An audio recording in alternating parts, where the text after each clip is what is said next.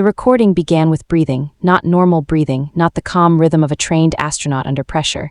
This was ragged, wet, every inhale sounded dragged through blood. Then came the voice, "If this reaches Earth, do not send anyone after us." Static cracked across the transmission. Inside Monitoring Chamber 7, aboard the Orbital Relay Station International Deep Space Authority, nobody moved.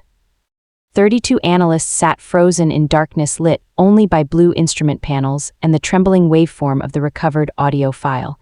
The timestamp attached to the transmission was impossible.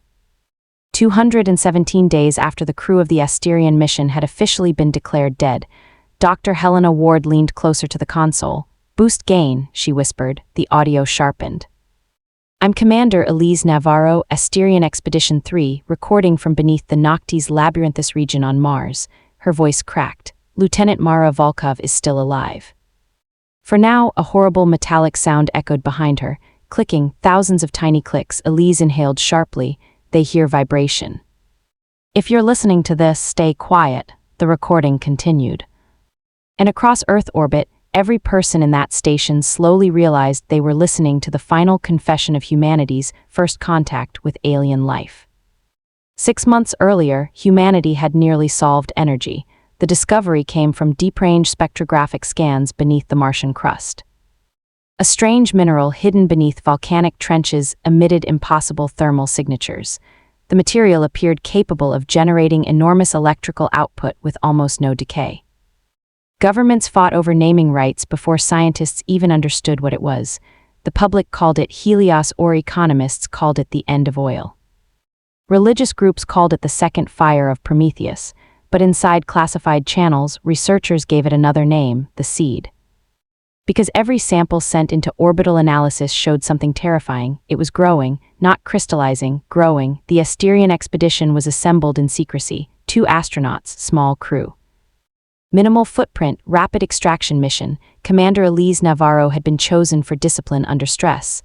Former military pilot, former mining engineer. Psychological evaluation scores near perfect. Lieutenant Mara Volkov had been chosen because she was the best subterranean systems expert on Earth. Quiet, brilliant, adaptable. The media portrayed the mission as hopeful, historic, 2 women carrying humanity into a new age. Neither astronaut knew the truth hidden in the classified briefing. Every unmanned probe sent beneath the Martian surface had disappeared, and before each signal lost, the probes transmitted the same sound, clicking. The first month on Mars went smoothly.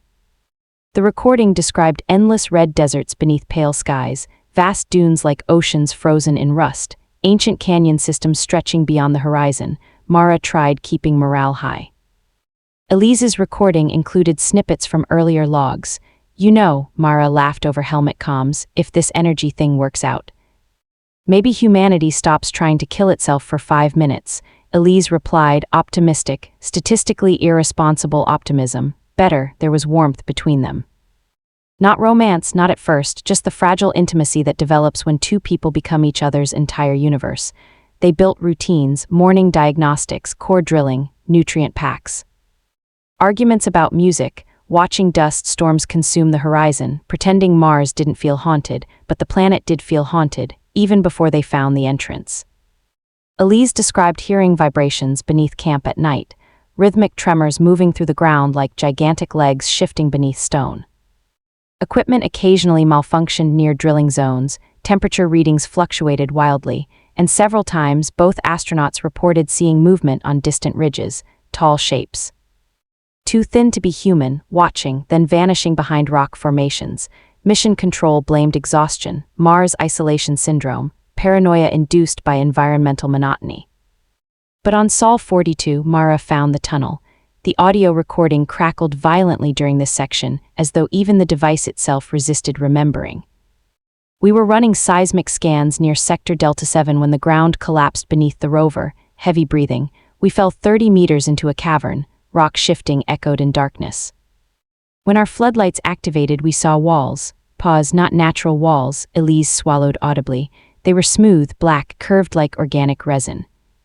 The tunnel stretched beyond visibility. The deeper they explored, the stranger the structure became. No dust, no erosion. The architecture resembled enormous hollow arteries branching through the planet. and everywhere embedded in the walls was Helios ore. Veins of glowing blue mineral pulsed softly beneath translucent membranes, not rock, flesh. Mara wanted to leave immediately. Elise admitted she didn't because the readings were impossible. One fragment of ore generated more power than an entire terrestrial reactor. Humanity's future surrounded them. Then they found the first cocoon. The recording became unstable here. Static surged repeatedly. They were human-shaped. Silence, at least mostly human. Something wet dripped in the distance. We found dozens suspended from the ceiling. Wrapped in translucent silk, some were empty, another pause, some weren't. A sound interrupted the recording, not static, movement, a dry scraping noise like blades dragging across stone. Elise whispered, "We weren't alone down there. The first attack happened during extraction prep." Mara had secured 3 mineral samples while Elise calibrated seismic beacons near the cavern entrance. That was when the lights disappeared, not failed, something covered them. Elise's breathing accelerated violently during the recording. They descended from the ceiling without sound. A sharp crack echoed. Mara screamed. The creatures moved like spiders but impossibly wrong. Their bodies were elongated and pale, with semi-transparent flesh stretched across skeletal frames. 8 limbs unfolded from torsos disturbingly humanoid in proportion. Worst of all were the faces, almost human, as if the creatures had learned humanity by imitation rather than evolution. Featureless white eyes, vestigial lips twitching around feeding mandibles, rows of needle-like fingers. There were dozens, Elise whispered. The creatures attacked strategically, not animalistically. One smashed Mara's oxygen regulator while others severed escape routes with silk stronger than steel cable. Elise fired cutting torches wildly. The audio captured shrieks unlike anything terrestrial. High-frequency screams layered beneath insect clicking. Then came Mara's voice, "Run!" But Elise didn't. She tried dragging Mara toward the rover. Then one of the creatures landed on top of her. The recording distorted with screams. Its face opened, "God," wet tearing sounds. "It tried putting something inside my mouth," static exploded. When the recording stabilized again, Elise sounded different, quieter, broken. "We woke up separated. The underground compound stretched for kilometers beneath Mars, not a hive, a civilization." Elise described immense chambers filled with organic towers pulsating with bioluminescent veins. Bridges woven from silk crossed bottomless pits. Countless cocoons lined the walls like diseased fruit. And everywhere human remains, decades old, which made no sense. Mars had never hosted human missions before Asterion. Yet the compound contained corpses wearing fragmented pressure suits from different eras of Earth technology. Some appeared Soviet, some modern, some impossible to identify. Then Elise found the nursery chamber. Even years later, the listeners aboard the space station would later describe this section of the recording as the hardest to endure. The creatures weren't merely predators, they were breeding. Elise described rows of restrained organisms suspended inside sacs filled with viscous fluid, human women, partially transformed. Their abdomens grotesquely swollen, their spines altered, skin translucent with glowing blue veins of Helios ore inside several sacs floated embryos. Not human, not spider, something in between. "They've been doing this for a very long time," Elise whispered. One of the women was still alive, barely. The woman opened clouded eyes and mouthed 2 words, "Kill me." Then the sac ruptured. The recording erupted into panicked breathing and running footsteps. "Elise," Mara's weak voice echoed suddenly through the darkness. Alive, Mara had been taken deeper into the compound. Restrained, prepared, Elise followed her voice through tunnels lined with egg sacs. Every step amplified the clicking surrounding her, watching, waiting. She finally reached a vast chamber unlike the others. At its center stood a colossal structure resembling a throne made from black organic resin, and upon it rested the largest creature yet.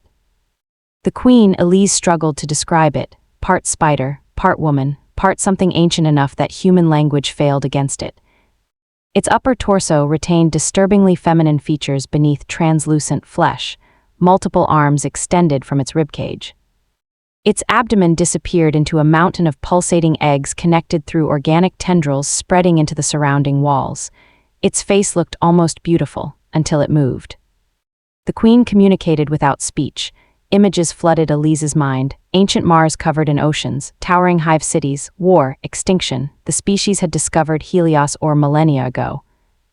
The mineral wasn't fuel, it was biological, a living energy source capable of rewriting genetics. The hive used it to adapt endlessly, conquer endlessly, breed endlessly, but Mars died. And the species began starving until Earth appeared, until humans arrived, compatible hosts, fresh genetic material. The Queen showed Elise visions of hybrid offspring spreading across Earth. Perfect infiltrators, human enough to hide, alien enough to reproduce exponentially, an invasion not through war, through birth. Then Elise saw Mara, strapped above an enormous egg pit. Still conscious, screaming, the Queen wanted Elise to watch. Back aboard the orbital station, several listeners had already left the chamber. One technician vomited into a waste bin. Another removed his headset and refused to continue monitoring, but Helena Ward remained motionless, listening because Elise's voice had changed again, no longer terrified, furious. I killed the first one with a mining spike. The audio became chaotic, alarms, screeches, weapons fire. I think they underestimated humans. Elise described severing power conduits embedded in the hive walls. Helios energy flooded the tunnels violently. Organic structures ignited blue-white. The compound began collapsing. The creatures attacked in swarms. She fought through them toward Mara. Every corridor became slaughter, torch flames carving through silk and flesh. Exploding egg chambers, screaming hybrids burning alive, but the deeper the destruction spread, the more intelligent the hive became. The creatures adapted. They stopped rushing her blindly. They coordinated, ambushed, herded, learning in real time. Elise, Mara whispered weakly when she finally reached her. The lieutenant had been partially cocooned into a biomechanical restraint structure. Veins of glowing ore spread beneath her skin. She looked at me like she already knew, Elise said. Knew what?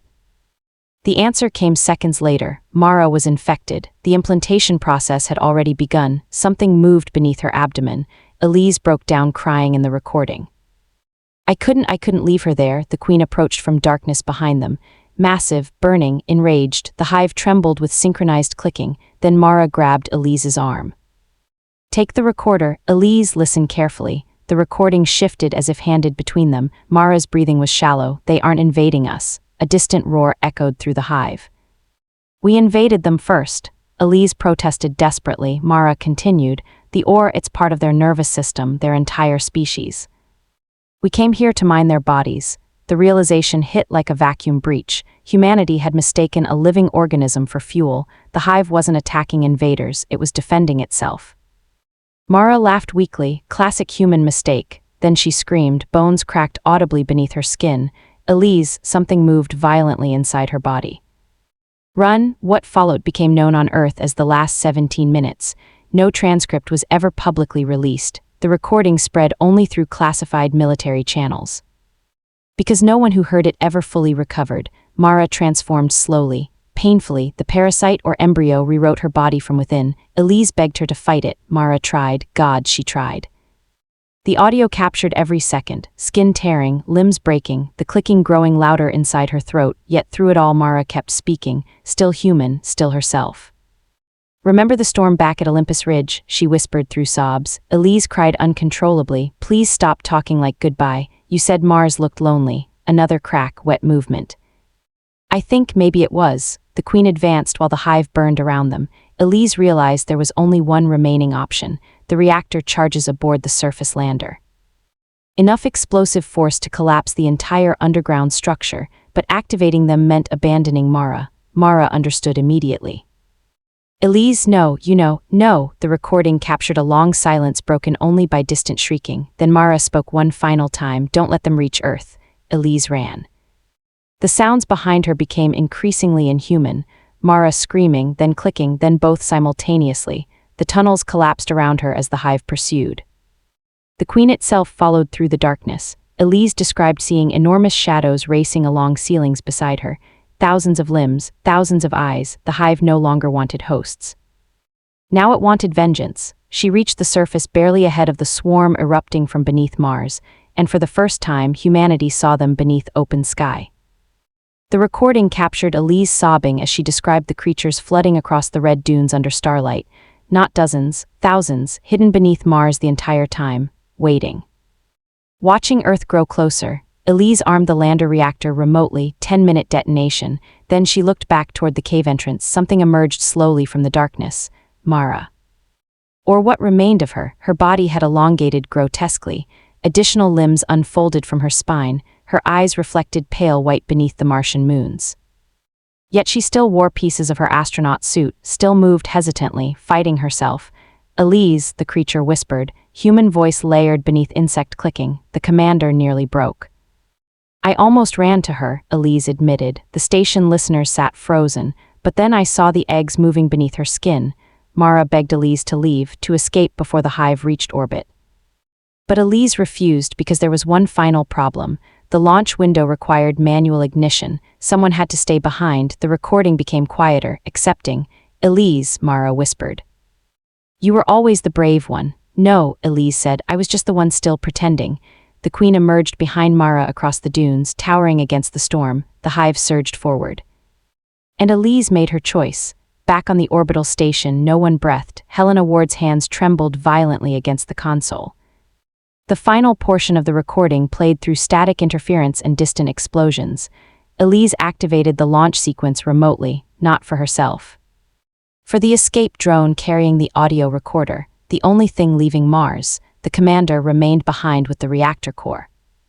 "There's something else you need to know," Elise whispered into the recorder. Heavy impacts shook the background. "They learned our language incredibly fast," clicking echoed nearby.